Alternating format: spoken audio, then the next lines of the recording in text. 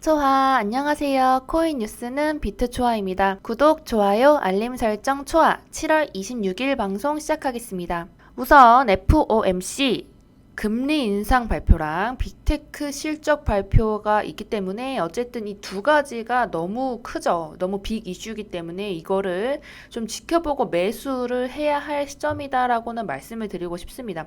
전체적으로 지금 아직도 기관이 개인한테 넘겨주는 모양새이거든요. 그래서 제가 같이 좀 보도록 하겠습니다. 지금 보셔야 할 것들이 있습니다. 어쨌든 지금 비트코인 모습 먼저 지켜볼게요.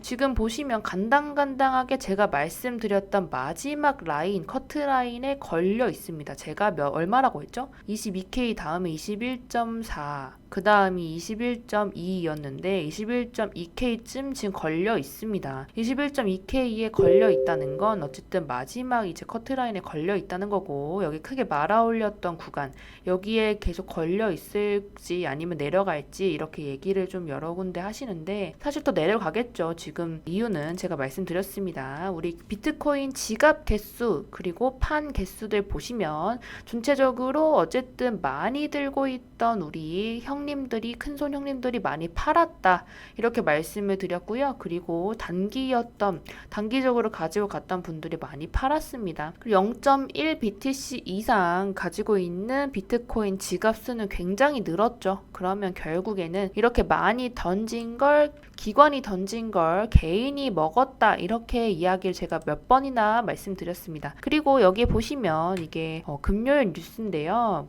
대형 기관 5월 이후에 23.6만 BTC나 매도를 했다고 합니다. 그럼 이거 누가 먹었을 거예요? 이렇게 많은데 누가 먹겠습니까? 개인이 먹는 것도 한계가 있죠. 어쨌든 손바뀜이 일어났다고 보시면 되고요. 지금까지 눈독 들였던 여러 회사들이 이거를 좀 나섰다 이렇게 보여집니다. 어쨌든 전체적으로 지금 장기적으로 보유할 우리 형님들 많이 계시기 때문에 좀 위아래로 많이 좀 내려 꽂거나 하는 것도 한계가 있을 겁니다. 그래서 좀 20K 마지막으로 잘 지켜주는지를 같이 보시면 좋을 것 같습니다. 어쨌든 이거 뚫고 내려갈 것 같아요. 그래야지 또 기관이 이렇게 말아 올려주는 모양새 큰 유의미한 우리 거래량 들어오면서 말아주는 모습들 보여주려면 어쨌든 전체적으로 4시간 봉이 이렇게 하락 채널에서 벗어날 때, 그럴 때 우리가 매수를 들어가는 것이 좋겠다 이렇게 말씀을 드릴게요. 만약에 난 정말 용자다 하시면 그냥 전저점 부근 우리 19.4K, 우리 강하게 말아줬던 부분 있어요. 19.4K인데 그쪽 부분 다가갔을 때 매수 진행하시고 오래 묵혀두겠다 하셔도 됩니다. 그렇지만 개인적으로는 이 하락 채널을 벗어날 때쯤, 좀 이제 움직일 때쯤 이제 가는 걸 추천드리고, 그게 어쨌든 금리 인상 발표 있은 다음에 좀 모습이 보여지지 않을까 이런 생각을 좀 하네요. 자, 우리 S&P 500의 맵을 보겠습니다. 어쨌든 우리 빅테크 실적 발표가 있습니다. 지금 아직 제대로 된 건 시작도 안 했죠. 마이크로소프트랑 알파벳 7월 26일이었고요. 그리고 메타 7월 27일, FOMC랑 같이 있죠. 그리고 애플이랑 아마존 7월 28일 이렇게 있습니다. 어쨌든 이렇게 큰 빅테크 기업들이 만약에 판매나 좀 전체적으로 실적 발표가 너무 안 좋으면, 지금 말씀드렸다시피 블랙아웃 기간이기 때문에 오늘이나 이제 있을 여러 발표들에서 좀 안 좋게 나오면 여러 영향 끼칠 수 있다는 것 분명히 아시면 되고요. 전체적으로 나스닥 지금 전체적으로 빠진 모습들 보여지죠. 이거 따라서 지금 비트코인도 빠졌다 보시면 되고요. 그럼 지금 어쨌든 우리가 체크해야 될 게 있습니다. 우리가 체크해야 될 게 두 개죠. 우리 체크해야 될 게 두 개인데, 첫 번째는 에너지, 두 번째는 식량입니다. 자, 우리 에너지는요, 사실 좀 문제가 많습니다. 이렇게 나온 지가 얼마 되지 않았습니다. 우크라이나 곡물 수출 재개한다더니 러시아와 협상했거든요. 이거 보셨죠? 이거 우크라이나 곡물 수출 재개한다고 제가 분명히 금요일 날 오전 뉴스로 말씀드렸던 것 같은데 이게 오늘 바로 어떤 뉴스가 떴어요? 아시는 분 계십니까? 좀 보시면 곡물 수출 합의문 잉크 마르기도 전에 러시아가 우크라이나 5대 사항을 공격했다고 합니다. 그쵸. 이게 지금 너무 힘드네요. 이렇게 자꾸 만드니까 자꾸 힘듭니다. 그럼 결국 전체적으로 우리 식량에서 좀 벗어날까 해서 기대감에 좀 올랐을 텐데 그것도 조금 제한이 생겼다 이렇게 말씀을 드리고 싶고요. 그리고 실질 식품 가격, 글로벌 실질 식품 가격이 사상 최고치를 경신했다고 합니다. 어쨌든 이 영향이 있을 거예요. 우리 그 밀 수출국 1등, 2등, 5등이 지금 어쨌든 문제가 생긴 거기 때문에 전체적으로 좀 모양새가 안 좋을 것이다 이렇게 좀 말씀을 드릴 거고요. 두 번째는 에너지 섹터를 말씀을 드리고 싶은데 이번에 에너지 섹터 보시면 또 많이 올랐어요. 그 이유가 러시아가 저기 천연가스를 풀어줬죠. 풀어줬다고 제가 저번 영상에 말씀을 드렸는데 지금 보시면 천연가스 수출이 파이프 용량의 약 5분의 1로 줄어들 것이라고 말했다고 합니다. 사실 러시아 입장에선요, 이걸 풀어주는 게 낫죠. 그리고 나서 말 안 들을 때마다 협박용으로 쓰겠죠. 이렇게. 20% 줄이겠다, 40% 줄이겠다, 아예 줄이겠다 하면서 전체적으로 계속 이제 좀 끌고 가려는 모양새 보여질 거고요. 겨울에 우리 몇 번이나 말씀드렸는데 겨울에 이렇게 되면 유럽 국가에서 당연히 큰 문제 있을 수밖에 없습니다. 유럽은 제가 여러 번 말씀드렸는데 원래도 추위에 좀 약한 나라고요. 그리고 이미 여러 번 좀 옛날부터 문제가 많았습니다. 겨울을 제대로 날려면 어쨌든 천연가스가 있어야 돼서 이렇게 계속 지속적으로 협박 용도로 쓸 것 같고 이게 좀 약발이 떨어질 때쯤 되면 이제 좀 통일 얘기가 슬슬 나와야 하지 않을까 이런 생각을 좀 합니다. 어쨌든 목표한 바를 이뤘기 때문에 오른쪽 동부 부분은 많이 먹었거든요. 근데 왜 이렇게 자꾸 질질 끄게 하는지 모르겠네요. 제 생각인데 이분들이 이제 저점에서 뭔가를 좀 하고 나서 이제 전쟁을 풀지 않을까 이런 생각도 좀 듭니다. 그래서 제가 몇 번 말씀드렸는데 중국 코인들, 러시아 묻은 코인들 이제 중점적으로 많이 보셔라 했는데 역시나 좀 보시면 이미 쏘고 내려왔죠. 퀀텀, 골렘 이런 거 지금 러시아랑 중국 묻은 코인들이니 좀 지켜보실 필요 있습니다. 그리고 사실 지금 이렇게 오르는 건 다 의미가 없어요. 우리 크립토 퀀트 대표가 이야기를 한 이야기가 있는데 7월 24일 날 우리 뉴스 여러 개 모아놓은 것들 중에서 이제 좀 한 가지를 말씀드리려고 해요.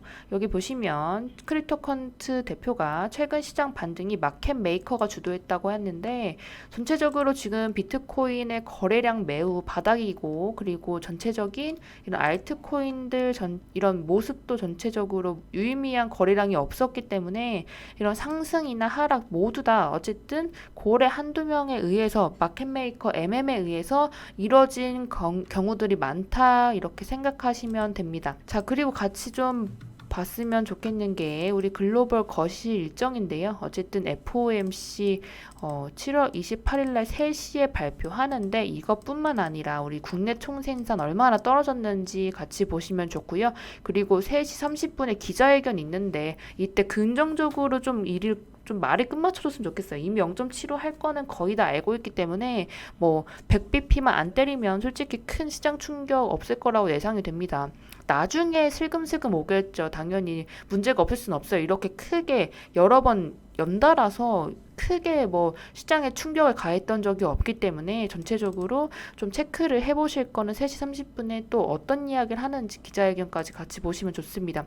그리고 여기 있는 것들 여기 글로벌 거시 일정 꼭 챙겨보시고 만약에 모르시는 분들 있으면 멈춰서 스크린샷 찍거나 좀 영상으로 남겨두거나 하시면 좋을 것 같아요. 여기서 유의미한 거는 결국에는 이제 금리 발표랑 여러 우리 대기업, 빅테크 기업의 실적 발표다. 이렇게 두 가지 알아두시면 됩니다. 자, 그리고 우리 역대 코인의 하락 원인에 대해서 좀 제가 여러 번 말씀드렸었는데 2011년에는 어쨌든 기술력에 문제가 있었다.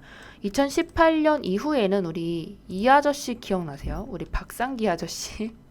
박상기의 난이라고 불렀죠, 우리가. 그 정도로 규제에 대한 것이 심했습니다. 자, 제가 인터뷰 영상에서도 말씀을 드렸는데 나선형이라는 그런 말씀을 드렸어요. 발전을 하려면 이런 모양새로 발전을 합니다. 이게 이렇게 동글동글하게 보이죠? 어쨌든 뭔가 혁신이 일어나려면 이제 좀 발전을 했다가 다시 돌아왔다가 다시 발전했다가 돌아왔다면 점점 커지는 모양새를 보여지거든요. 어쨌든 우리가 좀 전체적인 미래를 가치를 보고 투자를 했다고 치면 어쨌든 그런 것들 좀 혁신이 일어나는 과정에서 좀 오락가락 하는 것들 감수를 충분히 하셔야 된다. 이렇게 좀 말씀을 드리고 싶어요. 그래서 어쨌든 지금 발전은 점점 하고 있습니다. 처음에는 기술력의 문제였는데 두 번째 우리 2차 하락 때는 규제에 대한 문제가 많았어요. 중국에서 갑자기 후오비에서 모든 코인을 다 뺀다고 했다. 이런 이야기도 했었고 마지막 2021년 후반쯤 우리 이제 디파이 얘기 나오죠. 여러 파생 상품들 문제가 생깁니다. 뭐 규제화가 되려고 하고 또 기술력도 문제가 없어지니까 그때서야 파생 상품에 문제가 생겼다고 보면 되고요. 전체적으로 발전을 하려고 좀 여러 가지의 문제를 많이 보여줬고 결국 발전할 수 있다 이렇게 말씀을 좀 드리고 싶습니다.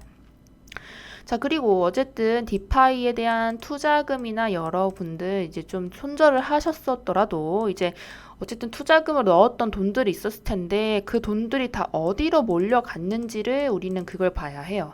원래는 디파이에 예치되어 있던 돈이나 여러 돈들이 넘어가는 모양이 있는데 우리 요즘에 보면 이런 메타버스 관련된 뉴스들이랑 그리고 하나 더 있죠. 우리 NFT 관련된 뉴스들 굉장히 많이 나옵니다. NFT랑 메타버스 관련된 우리 여러 가지 뉴스들 많이 나오고 그리고 뭐 SK도 뛰어들었다, 삼성도 뛰어들었다, 여러 대기업도 뛰어들었다고 이런 여러 가지 뉴스들 나온다는 건 사실 이게 미래적으로는 가치는 사실 충분히 있다는 겁니다. 이렇게 뭐 네 가지 미래에 가장 영향력 커질 분야 투표했다고 하는데 이렇게 암호화폐, NFT, 메타버스, 자율주행 이렇게 네 가지가 있다고 하네요. 자율주행 얘기도 좀 하고 싶은데 자율주행이 좀 잘 된다면 결국에 어떤 게 가장 혜택을 많이 보는 주식 종목인지 아세요? 제가 여러 번 말씀을 드렸었는데 촬영으로 하진 않았지만 제가 좀 말씀을 드릴게요. 자율주행 종목이 만약에 정말 상용화가 된다고 하면 가장 오를 거는 엔터 주식이에요. 엔터 주식. 근데 엔터가 오르면요. 코인이 같이 오릅니다. 메타버스 같이 가죠. 엔터가 오르면. 특히나 뭐 큐브나 이런 데서 하는 것들 굉장히 많습니다. 특히 메타버스랑 가장 연결이 많이 되는 부분이 엔터예요.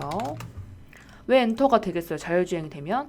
자율주행으로 가게 되면요. 손이 심심합니다. 그럼 그때 눈이나 뭐 이런 것들 재밌게 해주기 위해서 엔터주를 많이 가져가려고 하는 모양새 보여질 거고요. 그럼 당연히 수혜받을 종목들 보시면 비트코인 중에 메타버스 섹터 분명하게 같이 갈 겁니다. 이렇게 같이 간다는 거 무조건 알아두시면 좋고요.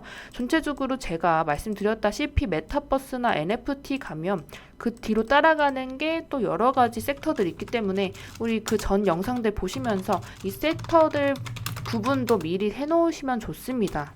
자, 어쨌든 지금 뉴욕 증시도 그렇고 FOMC랑 빅테크 실적을 앞두고 전체적으로 많이 좀 위축되어 있는 모습들이죠.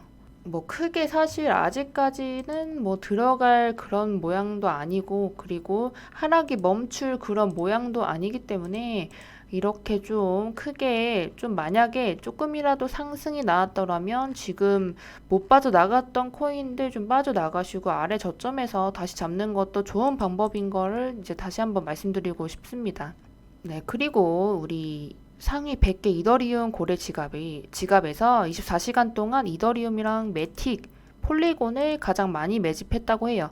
제가 이 두 개는 지속적으로 계속 말씀드렸는데 이더리움 클래식이죠. ETC가 사실 코인 시장에서 많은 역할을 하거든요. 이더리움과 이더리움 클래식 그리고 폴리곤 이렇게 세 가지가 코인 시장에서 많은 역할을 하는데 이게 좀 상승했을 때 그리고 비트코인에서 알트로 넘어갔을 때 가장 먼저 반응하는 것이 이더리움과 이더리움 클래식이기 때문에 그게 좀 상승을 진행이 되고 하락으로 만약 넘어간다 하면 그게 장의 흐름을 얘네가 가장 먼저 선도해서 바뀌기 때문에 그걸 좀 지속적으로 좀 보실 필요가 있습니다. 자, 그리고 제가 계속 말씀드렸는데 USDT 테더의 도미넌스가 중요합니다. 지금 보셨다시피 이게 제가 완전 반대 방향이라고 했죠. 지금 비트코인 떨어지자마자 테더 올라갔죠.